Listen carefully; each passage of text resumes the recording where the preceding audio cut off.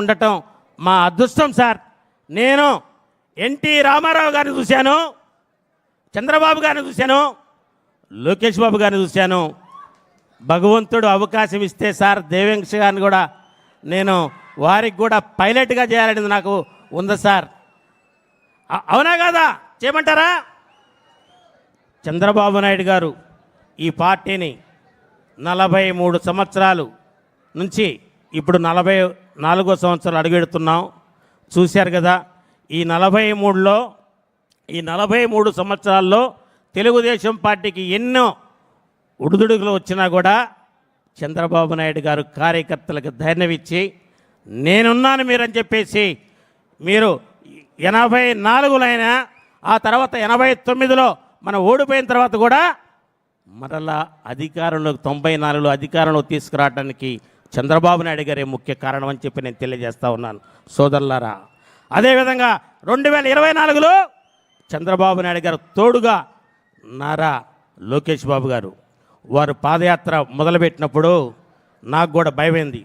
దుర్మార్గులు వాడు ఏమైనా చేస్తారు అని చెప్పి నేను కూడా భయపడ్డాను. కానీ నా తెలుగుదేశం పార్టీని కాపాడాలి, తెలుగుదేశం పార్టీ కార్యకర్తలను కాపాడాలి, రాష్ట్రాన్ని రక్షించుకోవాలని చెప్పేసి వారు బ్రహ్మాండంగా పాదయాత్ర చేస్తే ఎన్డీఏ కూటమికి 164 స్థానాలు తీసుకొచ్చినటువంటి ఘనత నారా చంద్రబాబు నాయుడు గారిది, లోకేష్ గారిది, అదేవిధంగా ఎన్డీఏ కూటమిదని చెప్పి నేను తెలియజేస్తా ఉన్నాను.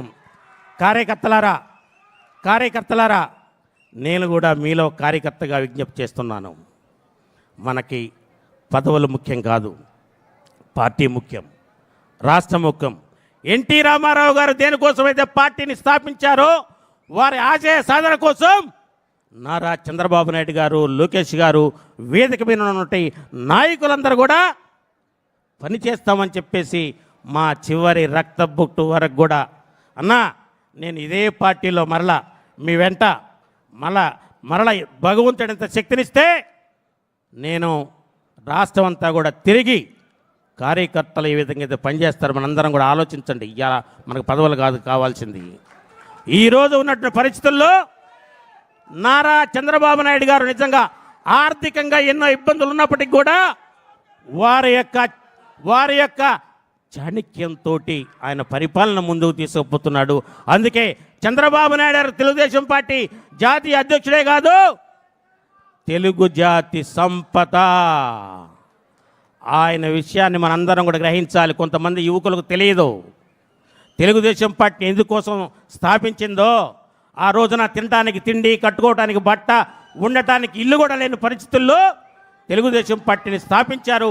వాటన్నిటినీ చంద్రబాబు నాయుడు గారు ఎన్టీఆర్ ఏదైతే వాడి ఆశయాలు ఉన్నాయో, ఆయన ఏదైతే ఎన్టీఆర్ గారు అనుకున్నారో వాటన్నిటినీ చంద్రబాబు నాయుడు గారు చేసి పేద ప్రజల గుండెల్లో చంద్రబాబు నాయుడు గారు ఉన్నారని చెప్పి నేను తెలియజేస్తా ఉన్నాను. సార్ భగవంతుడు మీకు నిండు 100 ఏళ్ళు తప్పనిసరిగా పవన్ కళ్యాణ్ గారు ఏదైతే చెప్పారో మీరు ఇంకా ఈసారిగా సార్ ఇంకా 2 సార్లు ముఖ్యమంత్రి ఈ రాష్ట్రానికి అవసరం అని చెప్పేసి కోరుకుంటూ నాకు ఈ చక్కని అవకాశం ఇచ్చిన మీ అందరికీ శుభాకాంక్షలు తెలియజేస్తూ మరోసారి 43వ ఆవిర్భావ దినోత్సవం సందర్భంగా అందరికీ నేను మనస్ఫూర్తిగా శుభాకాంక్షలు చేసిన ఎన్టీఆర్ చంద్రబాబు గారి నాయకత్వం, చంద్రబాబు గారి నాయకత్వం, చంద్రబాబు గారి నాయకత్వం, లోకేష్ గారి నాయకత్వం, లోకేష్ గారి నాయకత్వం, లోకేష్ గారి నాయకత్వం. జై జన్మభూమి. కోటేశ్వరరావు గారికి ధన్యవాదాలు.